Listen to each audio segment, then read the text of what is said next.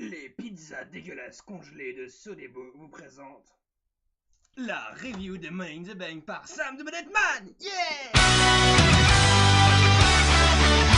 Salut tout le monde, c'est Sam the Bullet Man et aujourd'hui, ça y est, c'est la review de WWE Money in the Bank 2014 qui a eu lieu hier soir à Boston en direct live depuis les États-Unis, donc car Boston est aux États-Unis.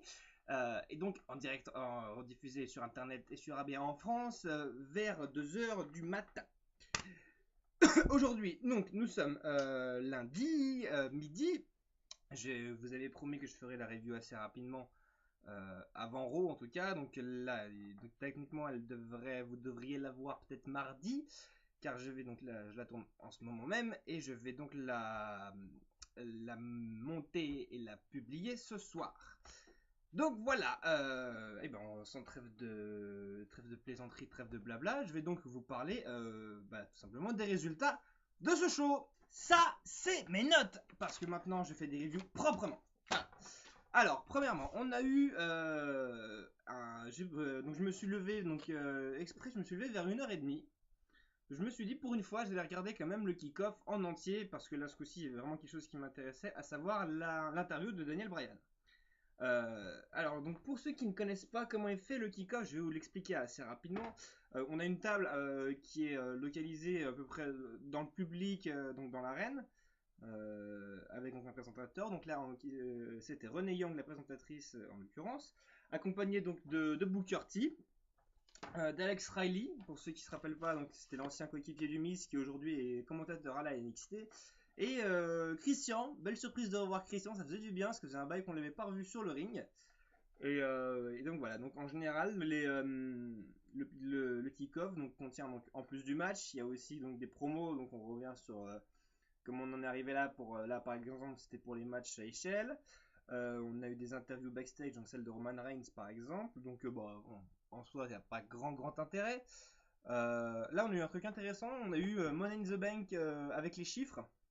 Donc ça expliquait le nombre de gagnants, le nombre de participants qu'il y a déjà eu au Money in the Bank, comme on avait déjà eu pour le Royal Rumble. Donc c'était plutôt pas mal, bien foutu en plus. On a appris que Vicky Guerrero, qui s'est fait donc virer à Raw par Stephanie McMahon, allait avoir sa propre émission qui allait démarrer donc sur le network cette semaine normalement, si je dis pas de bêtises. Et donc on a eu, comme promis, l'interview de Daniel Bryan.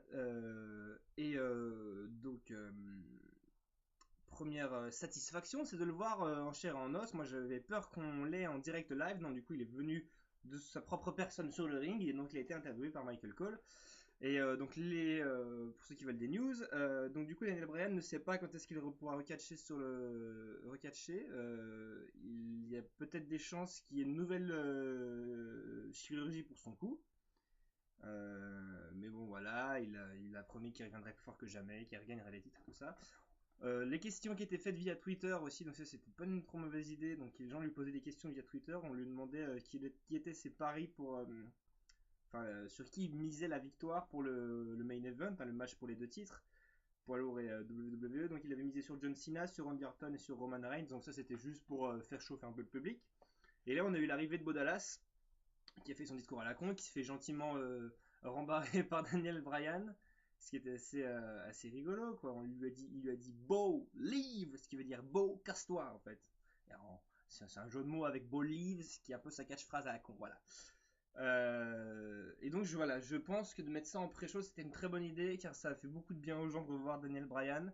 Ça les a chauffés, et juste avant la fin du kick-off, on a eu droit à une espèce de coupure avec une petite promo. En fait, on a eu Luke Harper et Eric Rowan qui ont simplement vendu leur match face aux Usos, quoi. Ils ont dit que leur temps était compté et que c'était bientôt fini. Donc voilà pour ce qui concerne le kick-off. S'en est donc suivi le show avec pour commencer donc le match pour le titre par équipe. Donc les Usos contre les Wyatt. Alors un truc qui m'a déjà surpris dès le départ, c'est que je trouve un petit peu dommage que Luke Harper et Eric Rowan rentrent sur un autre thème musical que Bray Wyatt, en fait, que la Wyatt Family de manière générale. Ils ont leur propre thème, c'est un petit peu dommage, je trouve que c'est pas une super idée. Bon bref, chacun fait ce qu'il veut, on s'en branle. Hein. Mais bon voilà, moi je suis ultra fan Wyatt, donc ça m'a un petit peu surpris. Et d'ailleurs, je vais vous mettre une photo juste là dans les prochaines secondes qui suivent pour vous montrer à quel point d'ailleurs, en parlant de ça, les entrées de Bray Wyatt et de la Wyatt Family sont absolument magnifiques parce qu'il n'y a juste aucune lumière dans la salle et il y a les flashs. Donc voilà, donc je vais vous mettre la photo. En ce qui concerne donc le match, par contre, on a eu un public chaud dès le départ et on a eu vraiment un super match, je dois le dire. C'était, on voit vraiment que les Usos donnent corps et âme à leur métier pour divertir le peuple, enfin le peuple, l'univers de WWE. C'était un match super plaisant à regarder. On a eu des chants assez sympas. On a eu des chants Let's Go Wyatt, Let's Go Uso, même des chants This is Awesome. Alors ça, faut avouer que c'est assez rare d'avoir un public aussi participatif seulement après le premier match. Enfin, seulement pendant le premier match d'un pay-per-view. Je pense que l'arrivée de Daniel Bryan a fait aussi beaucoup, vraiment soulever un peu le public. Et donc ça a beaucoup contribué à la participation du public pour le match des Usos.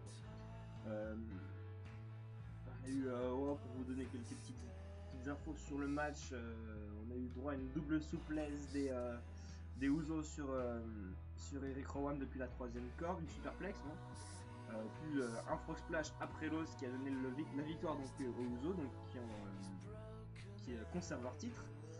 Et donc un match qui a duré 13 minutes, donc c'était plutôt pas mal. Et on sait, franchement, je vais vous dire un truc, j'ai vraiment bien kiffé ce match-là. Hein. Ça me renforce dans l'idée que les Usos sont vraiment une super bonne équipe et que ouais, c'est vraiment un match à revoir. Et ouais, je m'avance peut-être un peu beaucoup, mais je pense que c'est peut-être c'est sans doute l'un des meilleurs matchs de la soirée. Et malgré le main event et le match promotionnel exprès pour Money in the Bank, le match des Usos m'a même plus plu que le main event. C'est un avis personnel. Et donc je me suis mis donc à faire une petite système de notes. Alors c'est très relatif, hein, faut pas forcément quantifier. Moi j'ai mis 4 sur 5 à ce match-là parce que c'était vraiment un match super propre, rapide, complet, très excitant. Et ouais, donc ça s'arrêtait pas. Vous n'avez pas le temps de souffler, ça volait dans tous les sens. Il y a eu vraiment plein de choses et donc du coup très bonne surprise en début de show. Et donc voilà pour ce match, victoire donc et rétention des titres par les frères Uso. Je crois que la pizza est prête, je vais la chercher. Bon appétit hein. Voilà, maintenant que la pizza est là et que j'ai pu faire un peu le luxe car on ne voyait que dalle, c'était beaucoup trop lumineux. Je vais pouvoir donc passer au match suivant, à savoir donc le match des... où sont passées mes notes? Mes notes! Elles sont là mes notes. On va passer donc... Pardon. Au match de Naomi contre Paige, suivi par contre par une petite intervention backstage de Dean Ambrose en disant qu'il allait soit exploser la gueule de Seth Rollins avec l'échelle ou alors s'en servir peut-être pour aller attraper la manette. Donc voilà, encore une partie promotionnelle pour le match. Naomi contre Paige. Alors, c'était assez rare, je dois avouer, déjà avant d'en parler plus précisément, c'est assez rare d'avoir 2 matchs de titre d'affilée en début de show. C'était assez inédit, mais moi je trouve que c'est une bonne idée parce que je trouve que ça donne beaucoup de peps pour le show et ça fait chauffer les gens dès le départ. Et c'est une très bonne idée. Par contre, en ce qui concerne ce match-là, c'était vraiment pas reluisant. C'est-à-dire qu'on a été habitué à beaucoup mieux de la part des deux catcheuses. Surtout de la part de Paige, quoi, en fait, on a vraiment eu l'impression qu'il a dû vraiment se redescendre et se mettre à niveau de Naomi, ce qui était un peu dommage. Et on a senti par contre, voilà, malgré l'envie et malgré le travail parce qu'on sent que ça a quand même été travaillé, ils ont voulu faire quelque chose de bien, mais il y a eu quand même eu 2-3 grosses botches. Alors, pour ceux qui ne connaissent pas, les botches, c'est quand un catcheur rate une prise lamentablement et que ça se voit en fait, voilà, que ça... plus la prise est ratée, plus la botche est grosse en fait. C'est un terme catchersque. Donc une victoire de Paige après une prise de finition assez inédite. C'est-à-dire qu'elle fait un DDT. Donc un DDT, c'est quand son adversaire est en face de soi. On lui tient la tête sous le bras. Donc lui il est en face. Et donc du coup elle a attrapé Naomi contre elle en fait. Puis elle lui a envoyé la tête au sol. Ce qu'on appelle un DDT. Alors on a un truc, j'avais prédit que Cameron aurait donc un rôle à jouer dans ce match-là. Elle a eu un rôle bien plus petit que ce que j'imaginais, mais bon bon, qui va quand même avoir sa petite part d'importance, à savoir qu'elle ne réagissait pas quand Naomi avait le dessus sur le match. C'est-à-dire qu'en fait, Cameron était heureuse quand Paige prenait le dessus sur Naomi.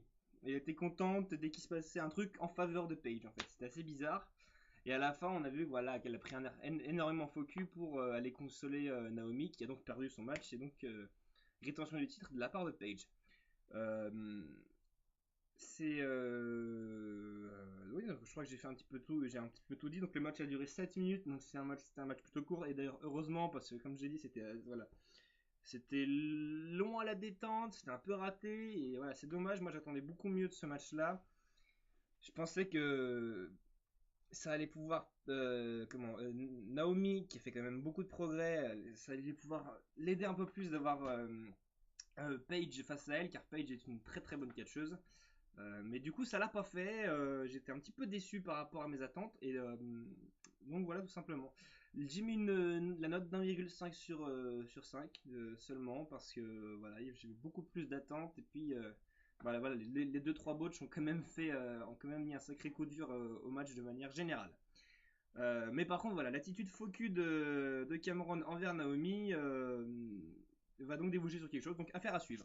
Puis on a ensuite eu Damian Sando qui a donc débarqué habillé, comment on pourrait comparer ça, comme Willie Turner dans Pirates des Caraïbes, avec les fringues de l'époque, donc des années Renaissance, donc enfin des années Renaissance, des années du 18e siècle, 19e siècle. Donc c'est le délire en ce moment de Damian Sando de se pointer déguisé et de catcher avec différents gimmicks de personnages à droite à gauche, hein, donc je sais pas pourquoi il fait comme ça. Bon, après, la WWE fait ce qu'elle veut de ses catcheurs. En général, elle fait de la merde. Mais c'est encore le cas avec Damian Sandow, c'est dommage. Je trouve c'est un peu dommage. Il a beaucoup plus de talent euh, que ce qu'on lui donne comme crédit à faire ce genre de conneries là. Quoi. Bref, je sais pas si c'est français cette phrase. On dira que c'est français. Donc il est arrivé en tant que Paul Revere, je sais pas comment ça se dit. Et donc c'est match, donc il a fait une petite promo, j'ai écouté que d'une seule oreille, même d'une demi-oreille, donc il insulte les gens de Boston comme il le fait habituellement, enfin comme il insulte les gens de la ville dans laquelle il est. Et c'est Adam Rose donc qui est venu pour catcher face à lui. Donc victoire d'Adam Rose, hein, c'est assez logique parce que voilà, pour l'instant il laisse son push. Même si c'est vrai, enfin son push. Je sais même pas si on peut appeler ça un push. Hein. On voit un mec qui parle presque jamais au micro, il vient avec sa troupe de fêtards. Il fait des bouts de match à droite à gauche et puis c'est tout en fait. On dirait presque qu'il arrive à s'en contenter. Enfin, c'est assez bizarre. Et il n'y a pas eu grand chose d'intéressant sur ce match. Y a pas eu, voilà, ça n'a pas été mauvais pour autant. Mais le match a duré 5 minutes, même pas. Et, c'est un petit peu trop dommage en fait pour promouvoir Adam Rose parce que je pense qu'il en a besoin. Même si là il enchaîne les victoires, il est encore très très bas niveau popularité. Enfin très très bas niveau non popularité voilà, et les gens ils le suivent quand il y a son thème qui retentit. Mais il mérite peut-être un petit peu mieux que ça et je trouve que voilà ça manque encore quelque chose. J'ai mis 2,5 sur 20 sur 5 pour ce match là. Parce que voilà, donc il n'y avait pas grand chose d'intéressant, mais c'était pas un mauvais match pour autant. Ça vaut pas spécialement le coup d'être vu. Hein, pour comparer, voilà, on aurait pu avoir ce genre de match-là niveau qualité, niveau intérêt. On aurait pu avoir ce match-là à Raw ou à SmackDown tout aussi bien, ça aurait pas changé grand-chose. Voilà, mes victoires donc de Adam Rose. Puis, on rentre dans le gros du sujet, on a eu droit au match Money in the Bank. Donc le match Money in the Bank qui comptait donc Seth Rollins, Dean Ambrose, Jack Swagger, Kofi Kingston, Dolph Ziggler et j'en oublie un, il va apparaître là. Du coup, oui, j'ai oublié, donc on m'a communiqué l'information comme quoi Bad News Barrett était blessé. Il s'est blessé à SmackDown. Apparemment une blessure assez sérieuse à l'épaule. Donc c'était un petit peu con parce que moi c'était mon pari numéro 1 et donc du coup j'ai dû me rabattre sur le numéro 2 à savoir Seth Rollins. Alors, avant l'entrée de chaque catcheur, on a eu, enfin pendant leur entrée, on a eu une promo une par une en fait sur fond noir, sur chacun qui disait qu'il allait gagner, donc retransmis sur grand écran. En soi, ça n'a pas grand intérêt, parce que bon, sachant que sur les 6 catcheurs, il y en a 5 dont les promos ne servent à rien, donc voilà, bref. Par contre, on a eu un super public pendant ce match-là. Voilà, c'est un match, par contre, c'est un match classique Money in the Bank, c'est-à-dire qu'en fait, on n'a jamais, même si on a 6, 7, des fois on a jusqu'à 10, 12 catcheurs, on a toujours qu'il y en a toujours 2 ou 3 ou 4 sur le ring grand maximum, les autres sont autour en train de se reposer et d'attendre leur moment en fait. C'est un peu chacun son tour. Parce que si tout le monde venait sur le ring, ça donnerait un bordel sans nom et on n'arriverait plus à suivre, et puis c'est comme ça que le public lâche l'affaire. Et du coup, voilà, tout simplement. Alors les grandes lignes du match, alors c'était plutôt équilibré. Je pense que chacun a eu son moment. On a eu des trucs plutôt cool. On a eu droit à une superplex de Dean Ambrose sur Seth Rollins depuis le haut d'une échelle sur le ring. Donc d'assez haut. Seth Rollins il a morflé pendant ce match-là. Je crois que c'est celui qui a le plus donné de son corps. C'est un mauvais jeu de mots. Dean Ambrose ensuite suite à un espèce de contre en DDT. Alors j'ai pas eu le temps de voir parce qu'à partir de là en fait j'ai eu quelques petits lags en fait. C'est-à-dire que j'avais toujours le son mais l'image buguait en fait beaucoup. Et du coup j'ai pas eu le temps de voir tout bien. J'ai cru comprendre qu'après un DDT, Dean Ambrose était donc blessé à l'épaule et a été escorté par les médecins un peu contre son gré on va dire en dehors de la salle. Du coup voilà, tout simplement. On a eu des bons petits trucs. On a eu Kofi Kingston qui a fait passer Seth Rollins au-dessus de lui sur une autre échelle qui était accrochée contre le ring. Enfin, c'est un truc de fou. Seth Rollins a rebondi dans tous les sens. Il s'est pété la gueule. Mais il a vraiment morflé Seth Rollins pendant ce match-là. C'était assez impressionnant. Et Dolph Ziggler qui a porté son zigzag sur Kofi Kingston qui pareil il a fait ça sur une échelle. On a eu le retour de Dean Ambrose donc qui est revenu depuis le backstage pour remettre des coups de chaise avec des coups de chaise sur le dos de Seth Rollins parce que voilà il y avait un match dans le match entre Seth Rollins et Dean Ambrose dès le départ parce que les deux hommes ne peuvent pas s'attaquer à cause de la trahison de Seth Rollins. Je vais y arriver, nom de Dieu. Et je relis mes notes et là donc Dean Ambrose grimpe à l'échelle, il attrape presque la mallette et là t'as Ken qui arrive. Tombstone Pile Driver donc sur Dean Ambrose et du coup en fait Kane était là pour permettre à Seth Rollins de gagner en fait. Il lui libérait la voie pour qu'il puisse gagner. Donc voilà, tout simplement. Et donc du coup c'est Seth Rollins qui a attrapé la manette.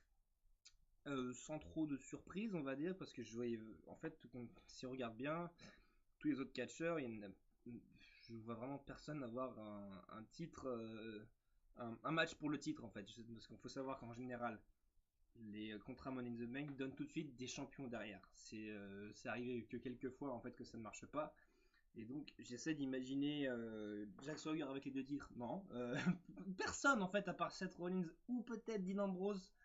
Je vois aucun des autres catcheurs en fait avoir ces deux titres sur les épaules et que ça ait de la gueule en fait. Donc du coup ça devient assez logique. Le match a duré donc je crois 24 minutes donc c'est classique on va dire en match Money in the Bank quand t'as beaucoup de catcheurs faut que ça dure parce que c'est les matchs promotionnels, c'est les matchs faits pour ces pay-per-view. J'ai mis 3,5 sur 5 pour ce match là.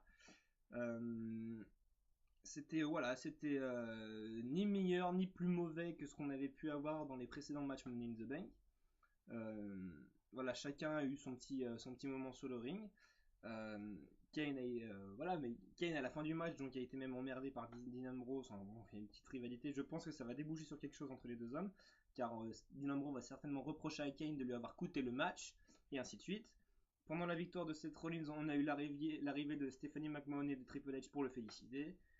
Et puis ça a enchaîné avec une interview backstage de Randy Orton. Enfin bref, victoire de Seth Rollins qui est donc Mr. Money in the Bank 2014 et qui a donc quand il le souhaite son match pour le titre WWE et poids lourd. Voilà. Alors je sais que c'est très impoli de manger et de faire une vidéo en même temps, mais comme j'ai pas trop le temps de faire l'un après l'autre, je fais les deux en même temps, comme ça je fais la vidéo et je vous la montre rapidement. Voilà, le mec qui a morphale et qui essaie de trouver des excuses. Voilà, exactement. Donc après ça, on a eu Ryback contre Goldust et Stardust. Lag de merde. J'ai eu tout le son du match. J'ai eu 2 images seulement.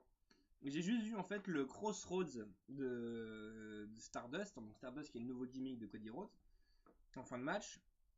Du coup, je peux pas vous donner de notes parce que j'ai pratiquement rien vu. Je vais donner mes idées tout simplement sur Stardust. Je sais vraiment pas quoi en penser. À part que je trouve ça un petit peu cool d'avoir vraiment une équipe dans le même délire un petit peu psyché de Goldust en fait, avec la peinture faciale jaune et dorée et noire. C'est assez rigolo. Alors Cody se débrouille pas trop mal là-dessus. Ça aurait pu être pire, même si c'est vrai que je pense que c'est dommage que Cody Rhodes ait lâché son personnage de Cody Rhodes parce que c'est un très très très bon catcheur. Il se débrouille très bien sur le ring et voilà, c'est peut-être un peu, je sais pas vraiment ce que ça peut donner. Je trouve ça un peu dommage de l'avoir fait comme ça. Mais en ce qui concerne, donc c'est lui qui a donné la victoire donc face à Ray Baxel. Suite d'un crossroads et puis d'une espèce de prise de finition, je sais plus laquelle. Donc voilà, victoire de Goldust et Stardust et on verra donc pour l'équipe ce que ça va donner plus tard. J'ai hâte de voir Raw ce soir parce qu'on va avoir certainement beaucoup de retours sur le show et j'espère en avoir un peu sur Goldust et Stardust pour en apprendre un peu plus car ça m'a. Puis on a eu droit à Big E contre Rusev. Alors j'avais parié donc sur une victoire de Big E, mais c'était comme je l'avais parié. Je l'ai écrit sur Facebook. C'était plus un espoir qu'autre chose en fait. J'aurais bien aimé que Rusev perde enfin son match. Et je me rends compte que j'ai fait une connerie en espérant ça. Alors donc comme à Payback, Rusev est arrivé avec le drapeau russe, Big E avec le drapeau américain. Donc voilà, donc c'est juste pour la promo, pour faire des chants USA dans toute la salle. Alors c'était un bon match, légèrement meilleur que ce que Biggie nous propose régulièrement à Raw et à SmackDown. Euh, il a, mais voilà, il a déjà mieux fait en pay-per-view. Il nous a déjà donné de meilleures choses. Donc c'est un petit peu dommage. J'en attendais encore un petit peu plus de ce match-là. J'ai mangé une olive pour fêter ça. Et donc voilà. Simplement, ah oui, truc important. Donc c'est quand même l'information principale, c'est que c'est Rusev qui a gagné suite à sa prise de soumission. Et, mais il y a eu un truc assez intéressant. C'est-à-dire qu'on a vu vraiment Rusev batailler pendant ce match-là. Il a vraiment galéré, on l'a senti en difficulté. Et Biggie a même failli se sortir de la prise de soumission. Donc je pense que, vu de ce point de vue-là, on pourrait presque hypothétiser que ce ne soit pas fini entre les deux hommes. On aura peut-être encore un match. J'espère en fait du concept parce que voilà, Biggie, je sais pas ce qu'on lui donnait à bouffer après avoir eu Rusev. Parce que voilà, il sort de son, il est plus champion intercontinental depuis quelques mois. Et on va essayer de pas nous le faire oublier, mais c'est un peu difficile avec des défaites en fait. Donc voilà. En ce qui concerne le match, donc victoire de Rusev après soumission. Et j'ai hâte de voir ce que ça va donner entre. Je suis pratiquement sûr que ça va continuer entre Biggie et Rusev, au moins pour encore un match. Ah oui, et j'ai mis la note de 3 sur 5 à ce match-là. Parce que, voilà, parce que tout simplement on était habitué à meilleur venant de la part de Biggie surtout. Et Rusev s'est toujours bien démerdé par contre pendant ce match-là. Mais voilà. Maintenant qu'on a fait ça, je passe à la suite. À savoir, on a eu Brie Bella, donc, qui était avec sa sœur Nikki en backstage, qui a été confrontée à Stéphanie. Puis voilà, elle lui a remontré la vidéo où Stéphanie s'est fait jeter dans la piscine de boue. Je crois que c'est de la boue lundi à Raw. Tout simplement. Et puis voilà, donc Brie a dû se faire escorter en dehors de l'arène et puis tout ça. Voilà. Petite promotion pour ramener Brie Bella. Donc je ne sais pas sur quoi ça va déboucher. Peut-être on verra bien. On a eu ensuite donc le match Layla contre Summer Rae avec Fandango en arbitre spécial. Alors pour revenir un petit peu dessus, Fandango a donc largué lamentablement Summer Rae qui était son ancienne danseuse par Twitter et il a rapidement retrouvé Layla comme nouvelle partenaire de danse. Et du coup, bah, en fait, c'est un petit peu les deux poules qui se battent pour un coq, quoi. C'est assez rigolo, c'est assez rigolo ce genre de truc là. Et Fandango, bah lui, il doit être heureux parce que d'avoir Summeré ou Layla, il ne peut qu'en profiter. Et je serais à sa place, j'aurais fait bien pire. Mais on n'en parlera pas parce que cette vidéo doit être restée tout public. Voilà. Pareil, lag de merde part 2, deuxième partie, parce que voilà, j'ai eu que le son, j'ai pas eu beaucoup d'images, beaucoup de vidéos, je sais pas comment Layla a gagné son match, c'est Layla qui a gagné. J'ai juste vu à la fin que Summer Rae pleurait sur le ring, et c'est tout, voilà, tout simplement. Layla, on a profité donc pour rouler un gros patin à Fandango pour mettre en rage Summer Rae, ce qui a marché. Mais le match, voilà. Par contre, le match n'a duré que 3 minutes et je trouve que c'était un petit peu trop expéditif pour ce genre de truc là. Ils auraient pu mettre un petit peu plus de temps. Même si c'est une rivalité qui n'intéresse pas tout le monde. Je trouve que on a cherché, je pense qu'on a quand même. On pourrait penser qu'on a cherché à mettre fin à cette rivalité, mettre fin à cette guéguerre rapidement. Et voilà, c'est un petit peu con, quoi. Je trouve c'est un petit peu dommage. Je dis pas que ça méritait non plus un grand match de dingue, mais bon voilà, on sent vraiment qu'il fallait boucler ça vite fait, puis passer à la suite, et puis merci, au revoir, à bientôt. Donc je sais pas quoi penser, on verra bien ce que ça va donner pour Summer Rae dans le futur. On va voir, peut-être qu'elle va repartir. J'aimerais bien voir ce qu'elle donne en compétition solo, parce qu'elle est pas tant mauvaise, elle a fait des bons trucs à NXT. Et puis donc voilà. Mais bon, victoire de Layla face à Summer Rae, et puis voilà. Merde, la pizza c'est dans l'estomac, pas dans les poumons. Je suis con, merde. On en arrive au main event déjà. C'est vrai qu'on n'a pas vu cette soirée passer, hein, ça s'est vite enchaîné. On n'a pas eu beaucoup le temps de respirer. Donc tout premièrement, on a eu l'explication des règles donc, par Justin Roberts, qui est donc l'annonceur du ring. Stephanie McMahon et Triple H sont arrivés et ont leur siège aux abords du ring pour assister au match. Puis on a eu l'entrée des catcheurs un par un. Alors, ce qui était plutôt cool, c'est que le public a gueulé dès le début du match en fait, même avant que la cloche ait sonné.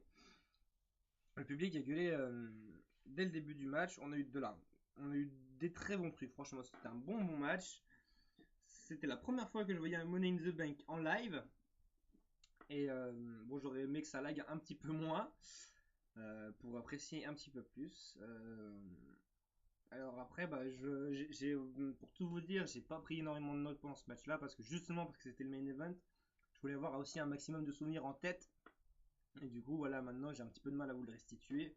On a eu quand même des bons trucs, le match était quand même bon, bien sûr meilleur que l'autre Money in the Bank, ce qui me semble assez logique parce que les catcheurs sont meilleurs, forcément. Donc petit rappel, donc on a eu Sheamus, Cesaro, Alberto Del Rio, Randy Orton, Bray Wyatt, John Cena, Roman Reigns et Kane. Ah bah tiens, je m'en rappelle de tous, c'est cool. Et j'avais donc parié sur une victoire de Roman Reigns ou de Kane, je crois. Juste en dessous, il y avait Randy Orton. Et là-dessus, je me suis fait un peu surprendre car c'est John Cena qui a remporté ces deux titres. Et donc bah voilà, pourquoi pas. Après tout, John Cena, c'est vrai que c'est le visage de la WWE. C'est vrai que tout compte fait, en fait, en voyant le match se défiler, je me suis dit que j'avais quand même beaucoup avancé en pariant sur une victoire de Roman Reigns. Parce que c'est vrai qu'il a encore, à part les titres par équipe, il a eu encore aucun titre. C'est un peu tôt pour lui. Mais en fait, voilà, je m'attendais à être surpris. Mais c'est bizarre, je ne m'attendais vraiment pas à une victoire de John Cena maintenant. Parce que voilà, après 2-3 petits matchs face à Bray Wyatt il n'y a pas très longtemps, je ne voyais pas repartir tout de suite champion en fait. Et j'aurais plus imaginé Randy Orton en fait au final. Et je me suis fait assez surprendre. Mais bon, après tant mieux, hein, ça me fait du bien de me faire surprendre par la WWE parce que ça se faisait assez rare en ce moment. Et donc voilà, alors le match ouais plutôt bien foutu. On a eu Randy Orton qui s'est fait blesser à la tête assez rapidement, ce qui fait qu'il a fini avec la moitié de la tronche en sang à la fin du match. Mais par contre, il a eu une très très grosse performance. C'est-à-dire qu'il est resté. C'est celui qu'on a le plus vu, je pense. Randy Orton sur le ring, c'est celui qu'on a le plus vu. Roman Reigns aussi. Sheamus aussi, beaucoup. On a eu, on a eu 2-3 catcheurs qui sont vraiment sortis du lot sur ce match-là. Et donc, c'était pas le cas de John Cena, c'est pour ça aussi que ça m'a surpris. Donc, c'est lui qui a gagné en portant comment, son attitude adjustment sur Kane et Randy Orton qui était KO, enfin bref, qui est lui qui a attrapé les 2 titres. Alors, après, donc c'était, voilà, comme j'ai dit, le positif c'était assez inattendu. Et donc je pense que ça va certainement réenchaîner avec une feud avec l'autorité, donc à savoir Triple H et Stephanie McMahon. Et connaissant le gimmick de John Cena, modestie, loyauté et respect, s'il se retrouve avec une rivalité face à l'autorité, à savoir ses patrons, ça peut donner quelque chose d'intéressant. Je sais pas si vous êtes de mon avis, et enfin, j'aimerais beaucoup d'ailleurs discuter de ça avec vous, savoir ce que vous en pensez, parce que ça m'a l'air pas trop mal. Euh, Ça peut peut-être être bon pour le gimmick vieillissant et un gimmick très énormément détesté par la plupart des fans de la WWE. Le gimmick de John Cena d'être le grand super-héros patriote américain, ça peut donner quelque chose de cool pour ça. Ça peut peut-être donner un gros changement comme rien du tout, hein, je sais pas du tout. Mais j'ai hâte de voir ce que ça peut donner. Franchement, je trouve que c'est une bonne surprise, en fait, pas forcément pour le match, mais pour la suite des événements. Donc c'est un nouveau départ pour John Cena et pour l'autorité. Et là, je dois dire que John Cena face à l'autorité, ça peut être intéressant. Ça peut être même très intéressant. Le côté négatif, par contre, c'est la performance de John Cena pendant ce match-là. Il fait pas partie des catcheurs qu'on a le plus vu, donc du coup, par rapport à ça, je ne sais pas si c'est ce qu'il y a de plus mérité, en fait, on va dire. C'est sûr, si on s'en réfère au mérite, le titre aurait dû revenir dans les mains de Randy Orton en premier, de manière sûre et certaine, et presque plus dans celle de Sheamus après, et même dans celle de Roman Reigns en troisième. Et je pense que John Cena serait certainement 5-6ème. Tout en bas de l'échelle, je pense qu'on aurait. Qui est-ce qu'on aurait? On devait avoir Del Rio, Bray Wyatt, parce qu'ils n'ont pas fait de gros matchs. Cesaro non plus. Je m'en attendais un petit peu plus. On a vu de faire 2-3 petits trucs à droite à gauche, mais sans plus. Voilà, faut savoir que les catcheurs se rendent facilement invisibles dans ce genre de match-là, parce que plus on est dans le match, sachant qu'il y en a toujours que 2 ou 3 sur le ring, on disparaît très facilement. On a beaucoup moins de temps sur le ring. Même si le match a duré 26 minutes, on n'a pas vu énormément tout le monde. C'est-à-dire que ceux qui sont le plus arrivés, donc comme j'ai dit, c'était Roman Reigns, Randy Orton et Sheamus. Voilà. J'ai mis 4 sur 5 sur ce match-là. Parce que voilà, faut pas se le cacher, c'était un bon match. Ça fait du bien de finir là-dessus. Même si les gens ont hué l'entrée de John Cena, ils l'ont énormément acclamé pour sa victoire. Donc c'était plutôt cool. Et puis voilà. Globalement, le show était bon. J'ai trouvé une bonne idée pour ne pas rater le show, c'est-à-dire ne pas dormir avant le show. Donc du coup cette nuit là, pour info, j'ai dormi à peu près... Oh tiens, des slim, pour filmer des gros pétards. J'ai dormi que 3 heures cette nuit, donc je suis un peu fatigué, mais je vais tâcher de vous faire le montage assez rapidement. Et non, le show, bah très bon. Franchement, ça m'a fait du bien. Alors j'ai regardé sur Facebook, on a à peu près, je vais regarder en temps réel, je vais vous donner en temps réel l'information. 7200 personnes qui ont liké le show et 3008 qui l'ont pas aimé. Ça fait un petit peu, voilà, ça fait un petit peu du 2 tiers, 1 tiers, on va dire. C'est pas encore assez. Je pense que les derniers Elimination Chamber et Royal Rumble, c'est encore un petit goût amer qui veut pas partir de la bouche et ça fait un petit peu chier. Mais voilà, donc cette vidéo est terminée. Félicitations à tous ceux qui ont réussi à supporter mes conneries jusqu'au bout. Et moi je vous souhaite tout plein de bonnes choses, un bon été. Prochainement on va avoir donc Battleground. Alors surprise parce que Battleground je pensais que c'était un pay-per-view pour l'automne. Non, ça va être en plein milieu du mois de juillet, le 20 juillet, donc il sera en direct de je sais plus quelle ville. Je ne vous promets pas que je le regarderai parce que je suis en pleine période de festival ce moment-là et je travaillerai. Je tâcherai quand même de faire une vidéo de prédiction. Et puis voilà, en attendant, je vous souhaite un bon été et puis à tout plus et ciao ciao ciao.